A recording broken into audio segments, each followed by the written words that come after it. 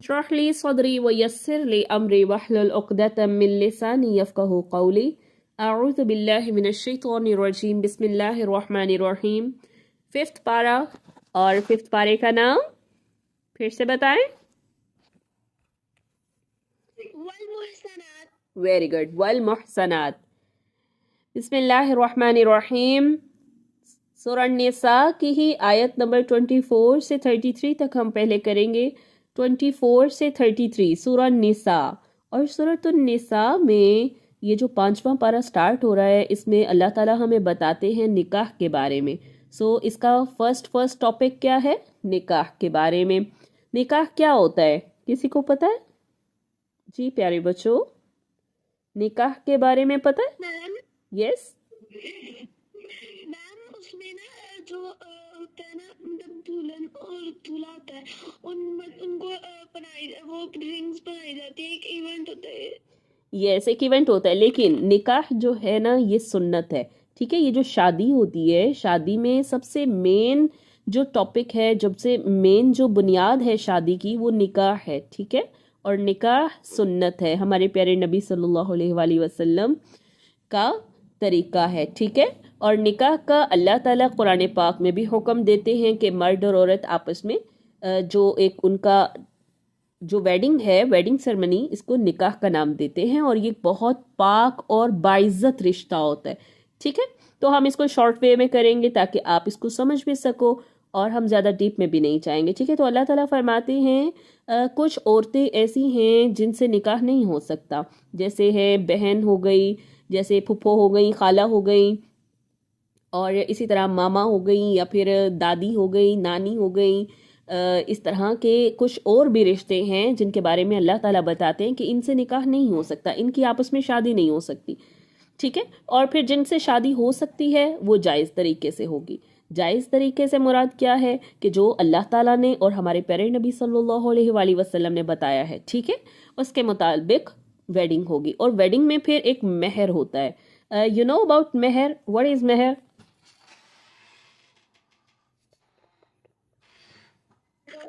हाँ जी, मेहर क्या होता है? ये जब वेडिंग होती है ना, तो एक स्पेसिफिक अमाउंट होती है जो जो ब्राइड होती है ना उसको दी जाती है। ठीक है, तो इसको हम कहते हैं क्या?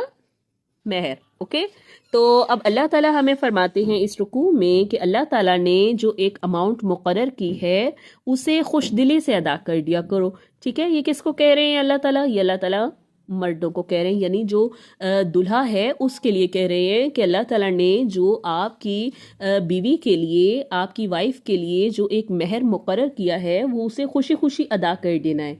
ठीक है, और फिर अल्लाह ताला ये फरमाते हैं कि आज़ाद औरत से निकाह मुमकिन हो तो फिर आप गुलाम से निकाह नहीं करोगे।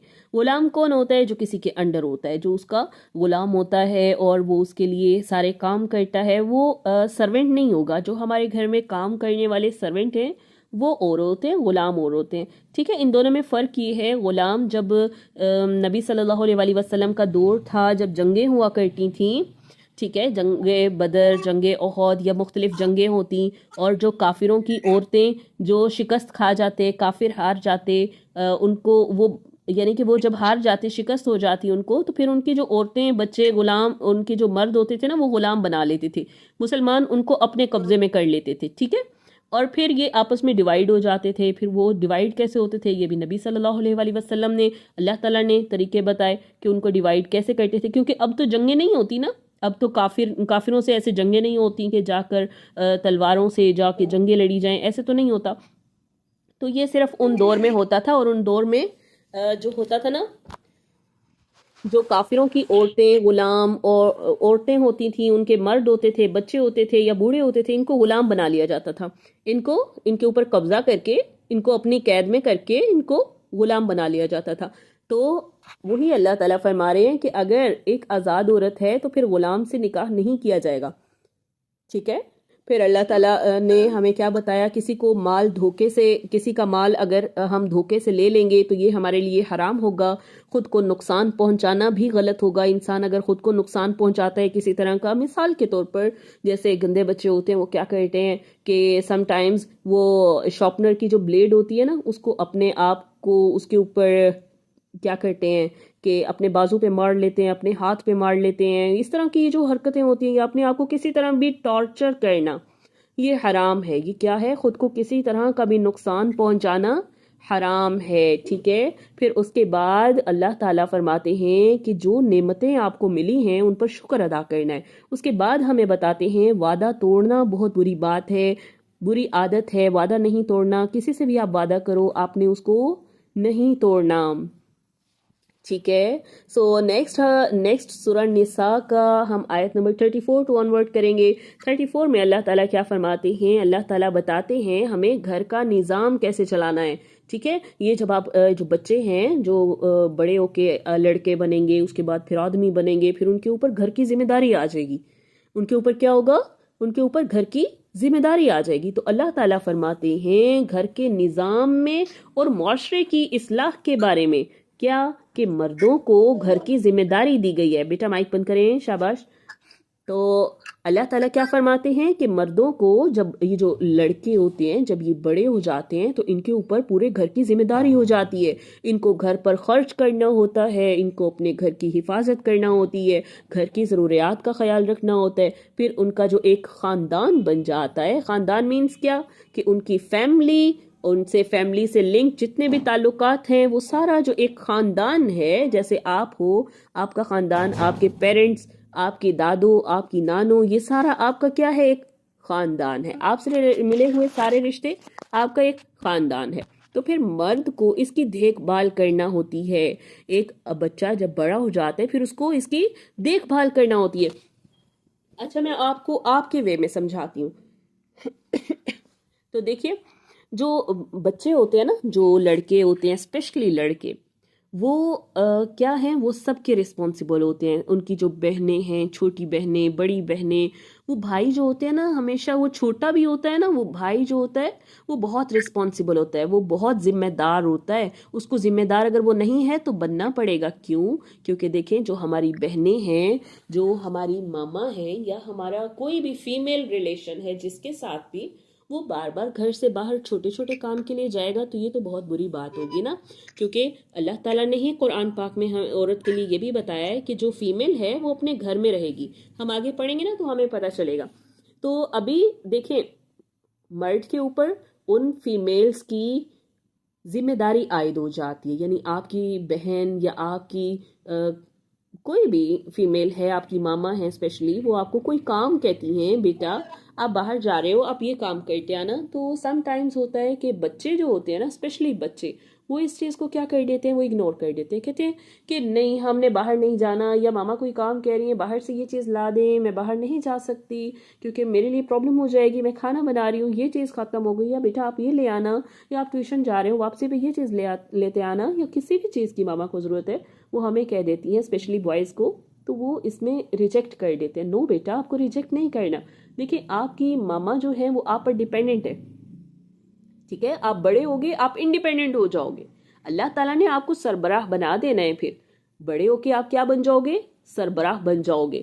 تو وہی مردوں پر گھر کی ذمہ داری ہوتی ہے. پھر سم ٹائم یوں ہوتا ہے کہ ہمارے پاس, بچوں کے پاس اسپیشلی جب وہ باہر جاتے ہیں, اگر ان کو ماما پیسے دینا بھول گئی ہیں یا ان کی سسٹر انہیں پیسے دینا بھول گئی ہیں, بٹ انہوں نے فرمائش کی ہے کہ بیٹا آتے ہوئے یا بھائی آتے ہوئے ہمارے لیے یہ چیز لے آنا, تو ہم ان کو ریجیکٹ کر دیتے ہیں کہ آپ نے ہمیں پیسے نہیں دیے تھے, ہم تو لے کے ہی نہیں آئے آپ کی چیز. نو, جبکہ آپ کے پاس پیسے ہیں تو آپ کا کام خرچ کرنا بھی ہے. اگر آپ اپنے گھر کی فیمیلز پر خرچ کرو گے, اپنی بہنوں پر, اپنی ماما پر, آپ کے پاس پاکٹ منی میں اگر کچھ اماؤنٹ ہے, آپ وہ چیز بائی کر سکتے ہیں, تو بیٹا جب آپ ان پر خرچ کریں گے تو کیا ہوگا؟ آپ کو صدقے کا ثواب ملے گا.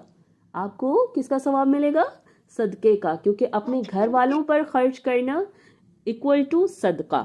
ٹھیک ہے, کیونکہ آپ کو بڑے ہو کر جب اللہ تعالیٰ نے آپ کو سربراہ بنا دینا ہے تو پھر آپ کے اوپر ذمہ داری ہوگی, آپ نے خرچ بھی کرنا ہوگا, آپ نے اپنے گھر کی فیمیلز کی حفاظت بھی کرنی ہوگی کہ کوئی کسی قسم کا نقصان ان کو نہ پہنچ جائے. کیونکہ سم ٹائم فیمیلز اگر گھر سے باہر جائیں, ہماری بہنیں بھی اگر گھر سے باہر جائیں, انہیں کوئی تنگ کرے, یا جیسے آج کل کیا ہوتے ہیں بچوں کو کڈنیپ کر لیتے ہیں یا اس طرح بچیوں کو نقصان پہنچاتے ہیں, تو یہ ان کے لیے بہت رسکی ہے.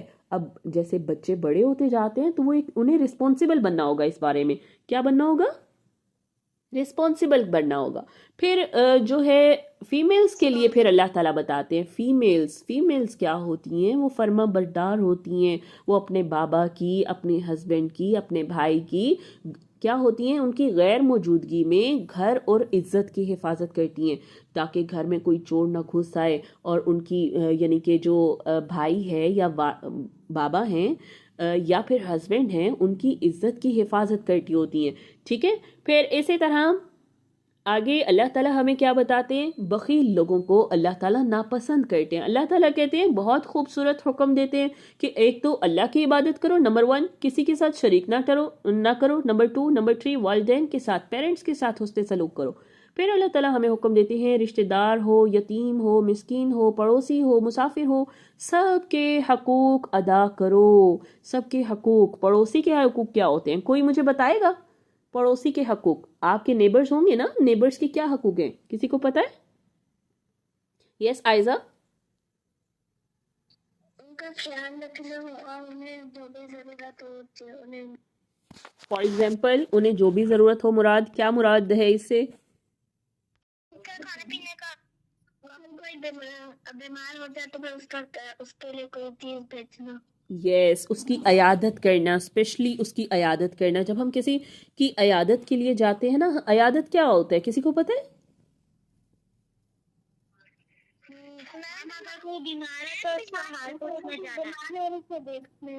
Very good. اگر کوئی بیمار ہو گیا ہو تو یعنی ہمارے ہی نیبرز میں اگر کوئی بیمار ہو گیا ہے تو ہمیں اس کا حال پوچھنا ہے. Very good. اس کو کہتے ہیں عیادت. تو اگر ہم کسی کی عیادت کے لیے چاہتے ہیں، یس بیٹا، یس بیٹا میں آپ کو آیت بتا دیتی ہوں. ہم کر رہے ہیں آیت نمبر 34 سے 50 تک. اس میں 2 سے 3 رکوع آ جائیں گے. ٹھیک ہے، تاکہ ہم نے اس کو شارٹلی کرنا اور اسپیڈیلی کرنے، تو اس لیے اس کے اندر جو احکامات ہیں ہم اس کو دیکھتے جائیں گے. اوکے. اچھا تو اب بارک اللہ. اچھا تو کیا ہے کہ اللہ تعالیٰ ہمیں کیا حکم دیتے ہیں؟ رشتہ دار ہو، یتیم ہو، مسکین ہو، پڑوسی ہو، مسافر ہو، سب کے حقوق ادا کرنے ہیں.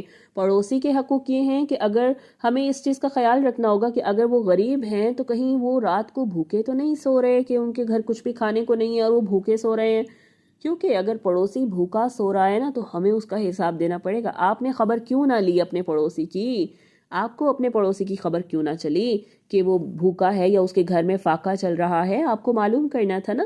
پھر اسی طرح مسافر ہے، مسافر کے بھی حقوق ہیں. پھر اللہ تعالیٰ فرماتے ہیں کہ اللہ تعالیٰ بخیل لوگوں کو ناپسند کرتے ہیں، جو خود بھی خرچ نہیں کرتے، دوسروں کو بھی روکتے ہیں اور دکھاوے کے لیے خرچ کرتے ہیں کہ دیکھو میرے پاس اتنا مال ہے، دیکھو مجھے میری واہ واہ ہو، میں نے اتنے پیسے خرچ کیے ہیں، میں نے غریبوں کی اتنی مدد کی ہے، میں نے غریبوں کو یہ دیا ہے، میں نے غریبوں کو وہ دیا ہے. تو یعنی دکھاوے کے لیے جو خرچ کرے گا، اللہ تعالیٰ فرماتے ہیں کہ ایسے لوگ مجھے بالکل پسند نہیں ہیں. پھر اللہ تعالیٰ فرماتے ہیں جو اللہ اور آخرت پر ایمان نہیں رکھتے نا، شیطان ان کا ساتھی بن جاتا ہے، ان کا فرینڈ بن جاتا ہے، ان کا بیسٹ فرینڈ ہو جاتا ہے. پھر اللہ تعالیٰ فرماتے ہیں اگر یہ لوگ اللہ کی راہ میں خرچ کرتے تو ان کا کیا نقصان تھا؟ یعنی یہ جو دوسروں کو بھی روکتے ہیں، اللہ کی راہ میں خرچ نہیں کرتے، خود بھی خرچ نہیں کرتے، اگر یہ اللہ کی راہ میں خرچ کرتے تو ان کا کیا نقصان تھا؟ ان کا تو کوئی نقصان نہ ہوتا، بلکہ ان کا یہ جو خرچ کرنا ہے یہ ان کو فائدہ ہی دیتا، آخرت میں ان کو فائدہ دیتا. پھر اللہ تعالیٰ قیامت کا منظر یاد دلاتے ہیں کہ جب ہر امت پر ایک گواہ لایا جائے گا.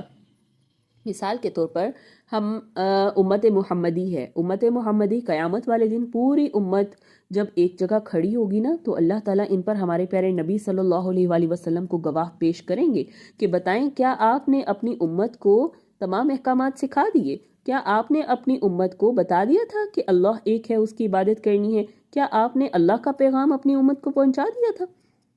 تو پھر نبی صلی اللہ علیہ وآلہ وسلم جب کہیں گے نا کہ جی ہاں میں نے پہنچا دیا تھا، تو اس کے بعد پھر اللہ تعالیٰ فرماتے ہیں اس رکوع کو یہی پہ کمپلیٹ ہو جاتا ہے کہ ہر امت پر اس کا نبی جو ہوگا نا، چاہے وہ یہودی ہیں، ان کا نبی ان کے اوپر گواہ بن کر آئے گا. ٹھیک ہے، ان کا نبی، یہودیوں کا نبی کون سا تھا؟ جی کون سے نبی تھے یہودیوں کے؟ جن کا یہودیوں کے بہت سارے نبی تھے، حضرت موسیٰ، حضرت. Very good. یہ بالکل ٹھیک آنسر ہے. یہودیوں کے بہت سارے نبی تھے اور لاسٹ میں جو نبی آئے وہ بھی کس میں آئے تھے؟ یہودیوں کے بعد وہ آئے تھے، یہ ہمارے پیارے نبی صلی اللہ علیہ وآلہ وسلم، کیا یہ یہودیوں میں آئے تھے؟ کون بتائے گا؟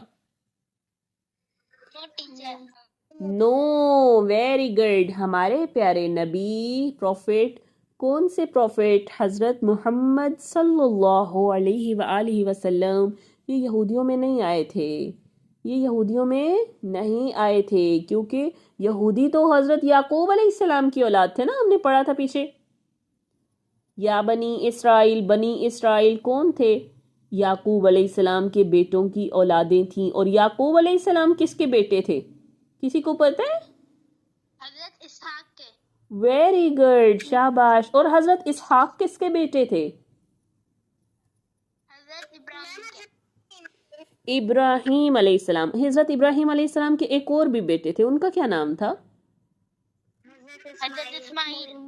یس، حضرت اسماعیل، اور حضرت اسماعیل علیہ السلام کی اولاد میں سے ہمارے پیارے نبی آئے تھے، ٹھیک ہے؟ یہودی جو تھے وہ حضرت اسحاق علیہ السلام والی سائڈ سے تھے، اور ہمارے پیارے نبی کون سے پروفٹ کی طرف سے آئے تھے؟ حضرت اسماعیل علیہ السلام کی طرف سے، اوکے؟ اچھا جی، اس کے بعد نیو ٹاپک ہے اسی آیات میں، کیا؟ پھر اللہ تعالیٰ فرماتے ہیں ناپاکی کی حالت، جب انسان ناپاک ہوتا ہے، ناپاک کب ہوتا ہے؟ جب ہم واش روم سے آئے، ہمارا وضو نہیں ہے، ہم نے وضو نہیں کیا، ہم نے واش روم یوز کیا ہے، اس کے بعد ہم نماز کے قریب نہیں جا سکتے، نماز پڑھنے کے لیے ہمیں وضو کرنا ہوگا، ٹھیک ہے؟ یعنی کہ اگر ہم وضو نہیں کر سکتے تو ہمیں پانی نہیں ہے، اگر کوئی ایسی سچویشن ہے، ہم سفر میں ہیں یا ہم کسی صحرا میں جا رہے ہیں اور ہم پانی نہیں ہے ہمارے پاس، تو اب ہم کیا کریں گے؟ ہم تیمم کریں گے، ٹھیک ہے؟ تیمم کا پتہ ہے کیا ہوتا ہے؟ بتائیں، ایک منٹ، ایسے نہیں بتانا، ہینڈ ریز، مجھے بتائے گا جی جویریہ،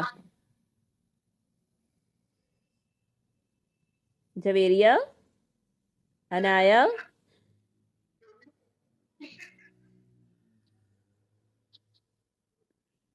اوکے، آپ بتائیں، قابلہ آپ کو پتہ ہے تیمم؟ انٹرنیٹ ایشو تھا. آپ کیا سوال پوچھ رہی تھی؟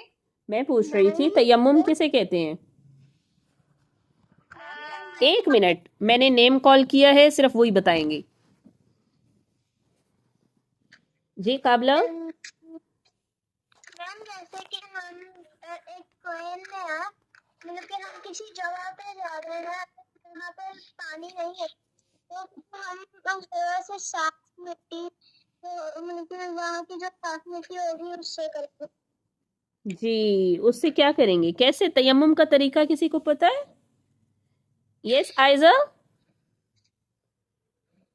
جویریہ کو پتہ ہے؟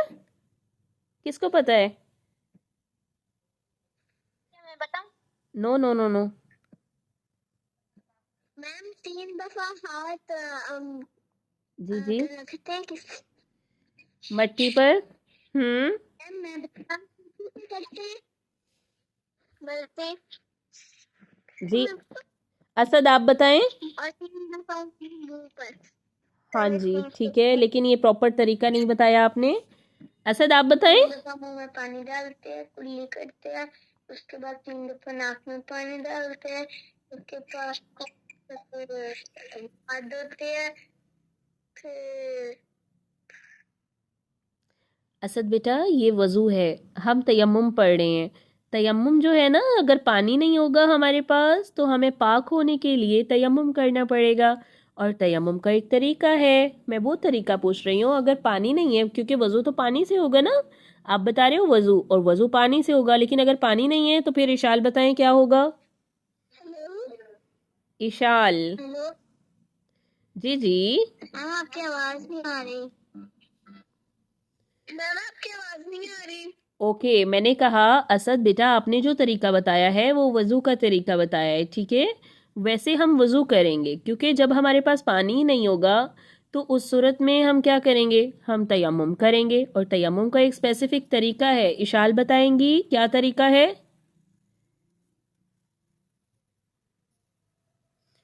جی اشال. جی اشال بتائیے جلدی سے. میم 3 دفعہ مٹی سے ہاتھ کرتے. نو زید آپ بتائیں. جی زید. ٹیچر ہم پہلے ہاتھوں کو کسی مٹی والی جگہ پہ رکھیں گے، پھر اس سے ہم ایسے کرتے ہیں، پہلے منہ مسح کرتے ہیں اور پھر اس کے بعد ہاتھوں پہ پھیرتے ہیں. جی قابلہ بیٹا آپ کو کیا پتا ہے، آپ بتاؤ مسح کسے کہتے ہیں؟ مسح میم سر پانی جو ہوتا ہے اسے ہاتھ لگا کے پھر پانی کو پکڑ کے سر پہ پھیرنا. پانی کو کیسے پکڑیں گے چندہ؟ اوکے چلے دیکھیں تیمم میں بتاتی ہوں آپ کو، سب نے دھیان سے سننا ہے ٹھیک ہے، کیونکہ سم ٹائم ایسے ہوتا ہے ہم کہیں ایسی جگہ پر پہنچ جاتے ہیں جہاں ہمیں پانی اویلیبل نہیں ہوتا ٹھیک ہے، یا پانی استعمال کرنے سے اگر کوئی انسان بیمار ہے، اگر وہ پانی استعمال کرے گا تو کیا ہوگا، اس کی بیماری بڑھ سکتی ہے ٹھیک ہے، یا اگر پانی بہت کم ہے کہ اگر ہم نے اس سے وضو کر لیا تو پینے کے لیے ہمارے پاس پانی نہیں بچے گا، تو اس صورت میں ہم تیمم کریں گے ٹھیک ہے. اسد بیٹا دھیان سے سنیے ٹھیک ہے، اس صورت میں ہم کیا کریں گے، تیمم کریں گے. یعنی جب ہمارے پاس پانی موجود نہیں ہے، پانی اگر ہم استعمال کرتے ہیں، اگر ہمیں کوئی بیماری ہے نعوذ باللہ اللہ نہ کرے کسی کو ہو، اگر کوئی ایسا بیماری والا شخص ہے جو پانی استعمال کرے گا تو اس کی بیماری بڑھ سکتی ہے، تو ہم کیا کریں گے، تیمم کریں گے. تیمم کرنے کا طریقہ یہ ہے کہ سب سے پہلے آپ نیت کریں گے. کیا کریں گے سب سے پہلے آپ؟ تیمم کی سب سے پہلے نیت کریں گے. اور نیت کیا ہے، وہ دل میں آپ نیت کریں گے، دل میں آپ سوچیں گے کہ میں نماز پڑھنے کے لیے یہ پاکی حاصل کر رہی ہوں، یعنی میں تیمم کر رہی ہوں. پاکی حاصل کرنے کے لیے میں کیا کر رہی ہوں، میں تیمم کر رہی ہوں. پھر آپ کیا کرو گے، پاک مٹی ٹھیک ہے، پاک مٹی یا گرد پر ہاتھ ماریں گے ٹھیک ہے، دونوں ہاتھ ہلکے سے اس پہ ماریں گے. کسی صاف مٹی، ریت، دیوار یا مٹی والی سطح پر ہم اس کو لگائیں گے. پھر ہم اپنے ہاتھوں کو پھونکیں گے تاکہ جو ایکسٹرا مٹی ہے ہمارے ہاتھوں سے وہ اڑ جائے. پھر ہم کیا کریں گے، اپنے چہرے کا مسح کریں گے، یعنی دونوں ہاتھوں سے اپنا پورا چہرہ، دونوں ہاتھوں سے اپنے پورے چہرے پر ہم دونوں ہاتھ پھیر لیں گے ٹھیک ہے. پھر اس کے بعد ہم کیا کریں گے، پھر ہاتھوں کا مسح کریں گے، دوبارہ مٹی پر ہاتھ ماریں گے ٹھیک ہے، اور پھر سے ایکسٹرا مٹی کو ہم جھاڑ دیں گے، اور پھر ایک ہاتھ سے دوسرے ہاتھ کو کلائیوں تک، پھر دوسرے ہاتھ سے پہلے ہاتھ کو کلائیوں تک ہم مسح کر لیں گے ٹھیک ہے. اچھا جی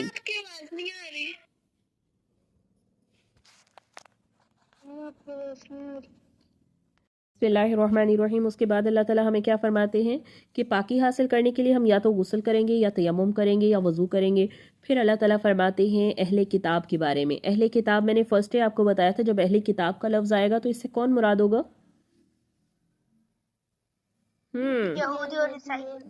یہودی اور عیسائی. شاباش ٹھیک ہے.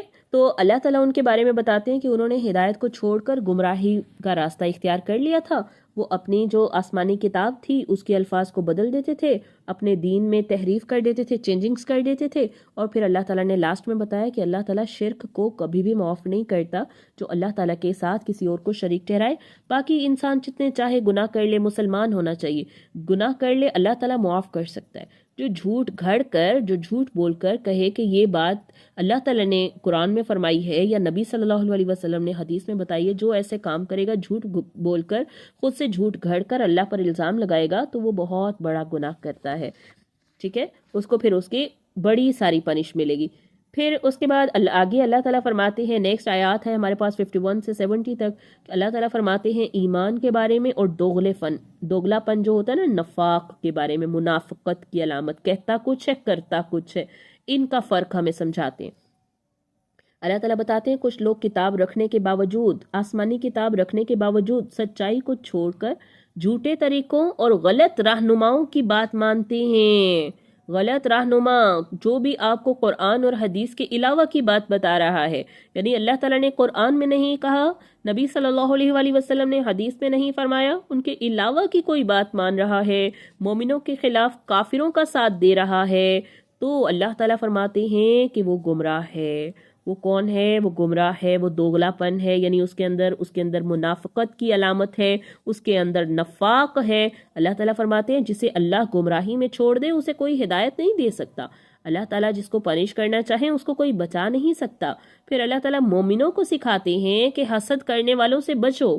اللہ جسے چاہتا ہے اپنی رحمت دیتا ہے۔ اگر اللہ تعالیٰ نے کسی کو زیادہ نعمتیں دے دی ہیں، کسی کو اچھا گھر دے دیا ہے، کسی کو اچھی فیسلٹیز دے دی ہیں، تو آپ ان سے حسد مت کرو کہ اللہ تعالیٰ نے ہمیں کیوں نہیں دی، یا ان کے بارے میں یہ نہ کہو اللہ کرے ان سے بھی چلی جائے، نعوذ باللہ۔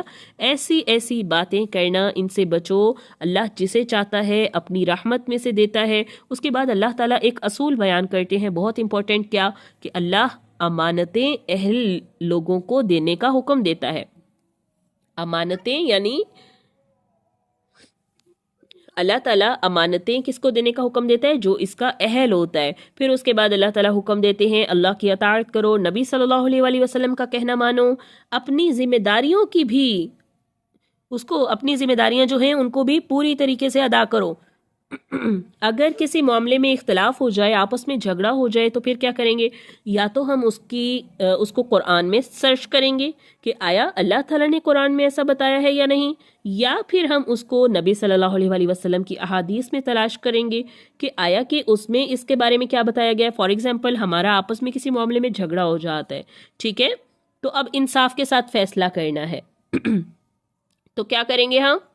ہم کیا کریں گے؟ ہم یا تو قرآن میں اس کو سرچ کریں گے یا سنت میں سرچ کریں گے، ٹھیک ہو گیا۔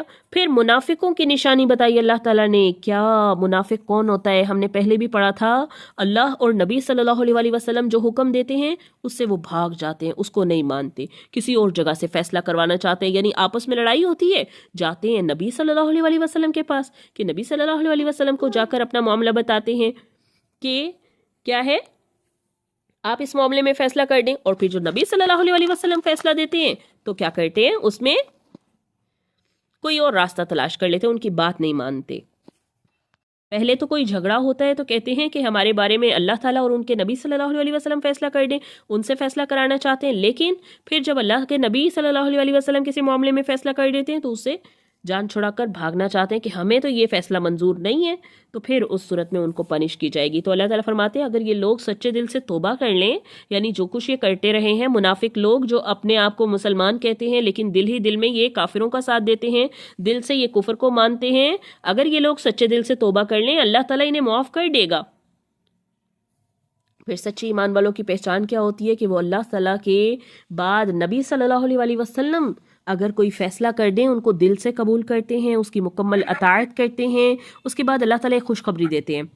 خوشخبری کیا دیتے ہیں؟ سب سے امپورٹنٹ خوشخبری ہے، یاد رکھنی ہے آپ نے، اللہ تعالیٰ خوشخبری دیتے ہیں کیا کہ جو شخص اللہ اور رسول کی اطاعت کرے گا وہ قیامت میں ان کے ساتھ ہوگا، انبیاء کے ساتھ ہوگا، صدیقین کے ساتھ ہوگا، شہداء کے ساتھ ہوگا، صالحین کے ساتھ ہوگا۔ یہ بہت بڑی کامیابی ہے۔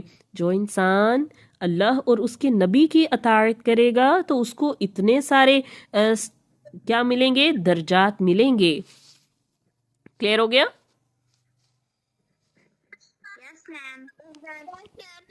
اوکے، نیکسٹ چلتے ہیں۔ ایک بار اور بتا دیں، جی بیٹا، ایک بار اور بتا دیں۔ ایک بار اور بتا دوں، اللہ تعالیٰ نے خوشخبری یہ دی ہے کہ جو شخص اللہ اور اس کے نبی صلی اللہ علیہ وآلہ وسلم کی بات مانے گا تو کیا ہوگا؟ ان کا حکم مانے گا۔ جی میں نے کیا بتایا؟ تو وہ کس کے ساتھ ہوگا قیامت کے دن؟ وہ صحابی، شہداء اور صالحین ان کے ساتھ ہوگا، انبیاء، صدیقین، شہداء اور صالحین کے ساتھ ہوگا، اور یہ بہت بڑی کیا ہے؟ کامیابی ہے۔ خوشخبری، کامیابی بیٹا، کامیابی ہے۔ اچھا جی، اس کے بعد ہے نیکسٹ آیات۔ اسد مائک بند کرے، بری بات۔ نیکسٹ آیت نمبر 71 سے ہم پڑھیں گے۔ 71 سے اللہ تعالیٰ کیا بتاتے ہیں؟ ان آیات میں اللہ تعالیٰ مسلمانوں کو ہوشیاری، اتحاد اور ہمت کا سبق دیتے ہیں۔ اللہ تعالیٰ فرماتے ہیں دشمن سے بچاؤ کے لیے تیار رہو، منظم رہو، گروہوں کی صورت میں بالکل نہ رہو، گروپس بنا کر نہ نکلو، جہاں یعنی کہ دشمنوں سے مقابلہ کرنے کے لیے گروپس کی صورت میں، یعنی کہ اکیلے اکیلے نہ نکلو بلکہ گروپس بنا کر نکلو۔ پھر منافقوں کی ایک عادت بتائیے، کیا منافقوں کو جب جنگ میں لے کے جایا جاتا ہے نا، جب انہیں لگتا ہے کہ دشمن جو ہیں وہ ہم پہ حملہ آور ہو جائیں گے، تو وہ کیا کرتے ہیں؟ منافقوں کی ایک عادت بتائی کہ وہ مشکل وقت میں پیچھے ہٹ جاتے ہیں۔ جب انہیں لگتا ہے نا کہ دشمن ہم پہ حملہ کر دے گا، وہ پیچھے ہٹ جاتے ہیں۔ اگر مسلمانوں کو کامیابی ملے تو کہتے ہیں کاش ہم بھی مسلمانوں کے ساتھ ہوتے، اگر مسلمانوں کا نقصان ہو جائے تو خوش ہو جاتے ہیں کہ ہم تو بچ گئے، ہمیں شکست نہیں ہوئی، ہماری جان بچ گئی۔ تو مسلمان مومنوں کو اللہ تعالیٰ سکھاتے ہیں کہ اللہ کی راہ میں لڑنے والے کون ہیں؟ دراصل دنیا کے فائدے کے لیے نہیں بلکہ آخرت کے اجر کے لیے لڑ رہے ہوتے ہیں۔ جو مومن ہے نا، اللہ تعالیٰ مومنوں کو کیا سکھاتے ہیں کہ اللہ کی راہ میں جو لڑنے والے، جہاد کرنے والے لوگ ہیں، وہ دنیا کے فائدے کے لیے نہیں لڑ رہے ہوتے بلکہ وہ آخرت کے لیے کوشش کر رہے ہوتے ہیں۔ وہ چاہتے ہیں آخرت میں ہمیں جنت مل جائے، اس لیے وہ جہاد میں جاتے ہیں۔ جبکہ منافق کیا کرتے ہیں؟ منافق مشکل وقت میں پیچھے ہٹ جاتے ہیں۔ مسلمان کامیاب ہو جائے تو کہتے ہیں کاش ہم بھی مسلمانوں کے ساتھ ہوتے، ہمیں بھی بہت سارا مال ملتا، کافروں کا بہت سارا مال ہمارے بھی ہاتھ آتا۔ اگر مسلمان کو نقصان ہو جائے تو خوش ہو جاتے ہیں کہ ہم تو بچ گئے۔ پھر اللہ تعالیٰ بہت خوبصورت بات بتاتے ہیں، کیا کہ جو اللہ کی راہ میں لڑتے ہوئے شہید ہو جائے نا، وہ کامیاب ہو جائے گا۔ جو اللہ کی راہ میں لڑتے ہوئے شہید ہوگا وہ کامیاب ہوگا اور اس کو بڑا اجر ملے گا۔ ٹھیک ہے؟ پھر اللہ تعالیٰ ایمان والوں اور شیطان کے دوستوں کا فرق بتاتے ہیں۔ ایک تو وہ جو ایمان لاتے ہیں اور ایک وہ جو شیطان کے فرینڈز ہیں۔ ان میں کیا فرق ہے؟ کہ جو ایمان والے ہیں نا، وہ اللہ کی راہ میں جہاد کرتے ہیں، جبکہ جو شیطان کے فرینڈز ہیں وہ شیطان کے راستے میں کافروں کے ساتھ ہو جاتے ہیں۔ ٹھیک ہے؟ پھر کچھ لوگ جہاد کے حکم سے ڈرتے ہیں، دنیا کی زندگی کو امپورٹنٹ سمجھتے ہیں کہ ہمیں تو اور زندہ رہنا ہے، ہمیں یہ بھی کرنا ہے وہ بھی کرنا ہے۔ تو اللہ تعالیٰ یاد دلاتے ہیں کہ دنیا تھوڑی ہے، آخرت بہتر ہے۔ پھر ایک اہم عقیدہ کیا ہے؟ موت جہاں بھی ہوگی، اللہ تعالیٰ فرماتے ہیں کہ اہم عقیدہ تو یہ ہے کہ موت جہاں بھی ہوگی آ جائے گی، چاہے تم مضبوط قلعوں میں چھپ جاؤ، پہاڑوں میں جا کے غاروں میں چھپ جاؤ، تب بھی تمہیں موت آ کے رہے گی۔ پھر منافقوں کی سوچ کیا ہے؟ اچھائی آتی ہے تو کہتے ہیں کہ ہمیں اللہ کی طرف سے ملتی ہے، اچھائی انہیں کوئی مل جائے منافقوں کو تو کہتے ہیں کہ اللہ کی طرف سے ملی ہے، اور جب ان کو مشکلوں میں گھیر لیا جائے تو پھر کیا کہتے ہیں؟ دوسروں کو الزام لگاتے ہیں۔ تو اللہ تعالیٰ فرماتے ہیں سب کچھ اللہ کے علم اور اجازت سے ہوتا ہے، چاہے اچھائی ملے چاہے مشکل آ جائے۔ کس کی وجہ سے آتی ہے؟ بتائیں جلدی سے۔ اللہ تعالیٰ کی طرف سے آتی ہے۔ پھر آخر میں اللہ تعالیٰ سلام کا ادب سکھاتے ہیں، سلامتی کی دعا۔ جب کوئی سلام کرے نا آپ کو، جب کوئی السلام علیکم کہے تو اس سے بہتر جواب دو۔ اس سے بہتر جواب کیا ہوگا؟ بتائے گا کوئی مجھے؟ کسی کو پتہ ہے؟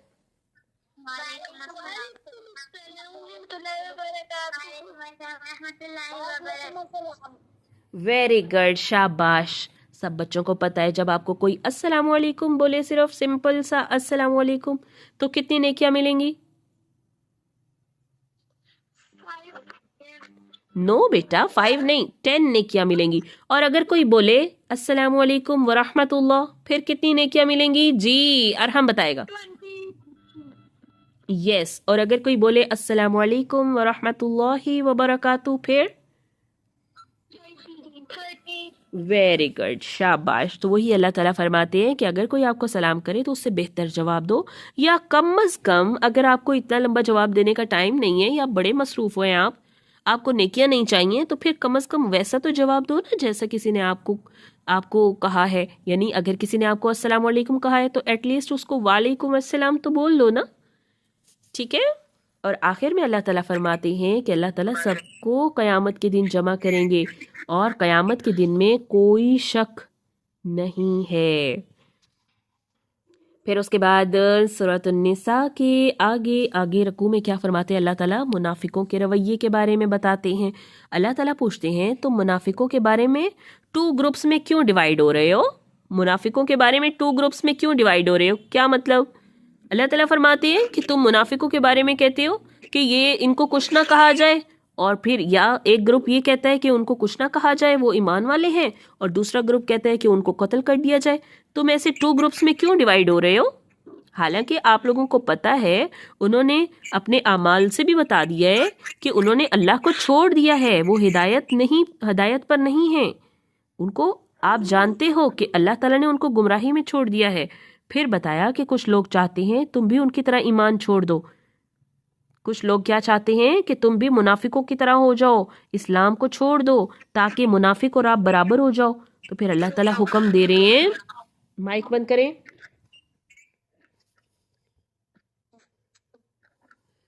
اللہ تعالیٰ حکم دے رہے ہیں کہ جو کافروں کو دوست بنائے گا نا، جو کافروں کو دوست بنائے گا وہ قیامت والے دن پھر کافروں کے ساتھ ہی اٹھے گا.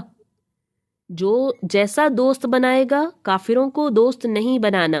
اللہ تعالیٰ حکم دیتے ہیں کافروں کو دوست نہیں بنانا. وہ اس سے کیا ہوگا؟ وہ آپ کے ایمان کو نقصان پہنچا دے گا، اس سے آپ کے ایمان کو نقصان پہنچے گا. ٹھیک ہے. پھر اللہ تعالیٰ غلط رویوں والے کے بارے میں فرماتے ہیں جو 2 طرفہ کھیل کھیلتے ہیں. مسلمانوں کو کہتے ہیں ہم تمہارے ساتھ ہیں، کافروں کو کہتے ہیں ہم تمہارے ساتھ ہیں. تو اللہ تعالیٰ فرماتے ہیں ان سے ہوشیار رہو، ان سے ہوشیار رہو، کہیں ایسا نہ ہو کہ وہ مسلمانوں کو نقصان پہنچا دیں. ٹھیک ہے نا. پھر اللہ تعالیٰ فرماتے ہیں ہمیں یہ لیسن دیتے ہیں کسی کو ناحق تکلیف دینا بہت بڑا گناہ ہے. غلطی ہو جائے اس کی تلافی کی جائے گی، سلام کرنے والے کا احترام کیا جائے گا، اور اللہ ہر نیکی پر اجر دیتا ہے. ٹھیک ہے. پھر اس کے بعد ہمیں بتایا جا رہا ہے مشکل حالات ہو جائیں تو کیا کیا جائے. مشکل حالات یعنی کہ آپ میدان جنگ میں ہیں. مسلمان جب جنگ میں جاتے ہوتے تھے نا تو اللہ تعالیٰ ان کو حکم دے رہے ہیں، کیونکہ اب ہم لوگ تو جنگ میں نہیں جاتے نا، یا ویسے جنگ نہیں ہوتی جیسے کافروں کے ساتھ جنگ ہوتی تھی اسلام. میم آپ کی آواز نہیں آ رہی. اچھا. اس کے بعد اللہ تعالیٰ فرما رہے ہیں کہ جب مسلمان سفر میں ہوں یا خوف والا ماحول ہو جائے، مسلمان اور دشمنوں کا آمنا سامنا ہو جائے، تو اس صورت میں نماز کا ٹائم ہو جائے تو پھر کیا کیا جائے گا؟ مسلمان اور کافروں کا آمنا سامنا ہو گیا ہے اور کیا ہے؟ نماز کا ٹائم ہو گیا ہے. اب کیا کیا جائے؟ اب مسلمان نماز پڑھیں گے تو دشمن تو ان کے اوپر تلواروں سے حملہ کر دے گا، ان کو قتل کر دے گا. اب کیا کیا جائے؟ تو پھر ان کی نماز کا طریقہ بتایا اللہ تعالیٰ نے کہ وہ نماز کیسے پڑھیں گے. آدھے لوگ پہلے نماز پڑھ لیں، آدھے لوگ بعد میں نماز پڑھ لیں. ٹھیک ہے. پھر ایک ایک رکعت کر کے نماز پڑھیں گے. ایک رکعت پہلے کچھ لوگ پڑھیں گے، پھر دوسرے لوگ پڑھیں گے، پھر وہ پہلے لوگ واپس آ کے اپنی دوسری رکعت پڑھیں گے، پھر دوسرے لوگ جو ہیں وہ دشمن کے سامنے چلے جائیں گے. تو یہ پورا طریقہ کار اللہ تعالیٰ نے بتایا قرآن پاک میں. ٹھیک ہے. جب دشمن کے ساتھ سامنا ہوگا. اس کے بعد ہے، 1 منٹ رکیں، نیکسٹ آیات ہے ہمارے پاس آیت نمبر 134 سے 147 تک. اس میں اللہ تعالیٰ کیا فرماتے ہیں؟ عدل کے بارے میں، سچائی کے بارے میں، اخلاص کے بارے میں، اور منافقت سے روکتے ہیں. ٹھیک ہے. اللہ تعالیٰ فرماتے ہیں جو صرف دنیا کا فائدہ چاہتا ہے نا اسے بہت تھوڑا سا فائدہ ملتا ہے، اور جو چاہتا ہے نا کہ میں دنیا میں جتنے بھی نیک اعمال کروں مجھے دنیا میں بھی فائدہ ملے، آخرت میں بھی فائدہ ملے، تو اس کے لیے پھر بڑا اجر ہے، کیونکہ دنیا اور آخرت دونوں اللہ کے ہاتھ میں ہے. پھر اللہ تعالیٰ ایک بہت مضبوط حکم دیتے ہیں، کیا؟ کہ اے ایمان والو انصاف پر مضبوطی سے قائم رہو، سچ کی گواہی دو. اگر آپ جانتے ہو نا کہ کون سا بچہ سچ بول رہا ہے تو سچ کا ساتھ دو. ایسا نہ ہو کہ آپ کو پتا ہے ایک جھوٹا شخص ہے، مثال کے طور پر علی اور احمد ہے. علی کہتا ہے کہ احمد نے میری پینسل چوری کی ہے، اور آپ کو پتا ہے کہ علی جھوٹ بول رہا ہے، لیکن آپ کہتے ہو کہ نہیں علی واقعی سچ بول رہا ہے، واقعی ہی احمد نے چوری کی ہے، جبکہ احمد تو بہت معصوم ہے، اس نے چوری نہیں کی. علی جو ہے وہ احمد پر الزام لگا رہا ہے. تو آپ کس کا ساتھ دو گے، علی کا یا احمد کا؟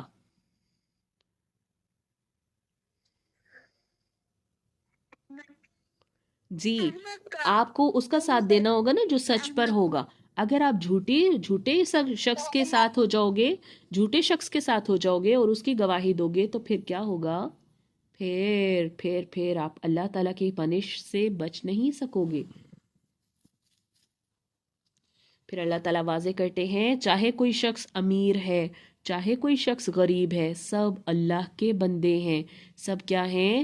اللہ کے بندے ہیں. اللہ تعالیٰ کا جو انصاف ہے نا اس میں یہ نہیں دیکھا جائے گا کہ کون کتنا مالدار تھا، کس کے پاس زیادہ پیسے ہوا کرتے تھے، دنیا میں کون زیادہ آسائشوں سے رہ رہا تھا. اللہ تعالیٰ یہ نہیں دیکھیں گے چاہے امیر ہو غریب. اللہ تعالیٰ صرف یہ دیکھیں گے کہ وہ اللہ تعالیٰ کے لیے کتنے نیک کام کرتا تھا. ٹھیک ہے. اس کے بعد پھر اللہ تعالیٰ لاسٹ رکوع، ہمارا لاسٹ رکوع ہے، اس میں پھر ہمیں کیا بتاتے ہیں، بلکہ یہ ہمارا لاسٹ رکوع بھی اسی کے اندر ہی آ جائے گا کہ صرف باتیں کرنے سے کامیابی نہیں ملتی، عمل بھی کرنا پڑتا ہے. جیسے میں نے آپ کو پہلے بھی بتایا تھا نا، پہلے بھی ہم نے کئی بار پڑھا کہ اگر انسان منہ سے کہتا رہے نا کہ میں اسلام لے آیا لیکن وہ کفر پر قائم رہا، کفر والے کام کرتا رہا، تو اس صورت میں کیا ہوگا؟ اس کے ایمان کو، اس کے اسلام کو قبول نہیں کیا جائے گا. کیونکہ کون سا اسلام قبول کیا جائے گا؟ جو دل سے اور عمل سے، دل سے ایمان لائے اور پھر عمل بھی کر کے دکھائے. ٹھیک ہے. صرف اس صورت میں اس کے ایمان کو قبول کیا جائے گا کہ وہ واقعی مسلمان ہے. زبان سے جتنا بھی کہتا رہے گا اس کی بات نہیں مانی جائے گی. پھر منافقوں کی پہچان کے بارے میں بتایا جاتا ہے، وہ ایمان اور کفر کے درمیان لٹ کے رہتے ہیں. اللہ تعالیٰ کہتے ہیں جو منافق ہے نا وہ نہ تو ایمان کی طرف ہے نہ کفر والوں کے ساتھ ہے. ایمان والوں کو بھی دھوکہ دے رہے ہیں، کافروں کو بھی. بیٹا میری آواز تو کلیئر ہے؟ تھوڑا سائڈ چینج کر لیں. اچھا، منافقوں کے بارے میں اللہ تعالیٰ کیا فرماتے ہیں کہ وہ ایمان والوں کی طرف بھی نہیں ہے، کفر کے درمیان لٹکے ہوئے، نہ پوری طرح مومن ہوتے ہیں نہ پوری طرح کافر ہوتے ہیں. تو اللہ نے انہیں گمراہی میں ہی چھوڑ دیا. کس میں چھوڑ دیا؟ گمراہی میں. پھر آخرت میں ایک سخت بات، بہت سٹرکٹ وارننگ دے رہے ہیں اللہ تعالیٰ. کیا؟ کہ جو منافقین ہیں، جو بات کرتے ہیں، جھوٹ بولتے ہیں، وعدہ کرتے ہیں، وعدہ خلافی کرتے ہیں، امانت رکھی جائے تو خیانت کرتے ہیں، اور جب جھگڑا ہو جائے تو گالی گلوچ کرتے ہیں. یہ لوگ منافق ہیں، یہ منافقوں کی نشانیاں ہیں. تو منافقین جہنم کے سب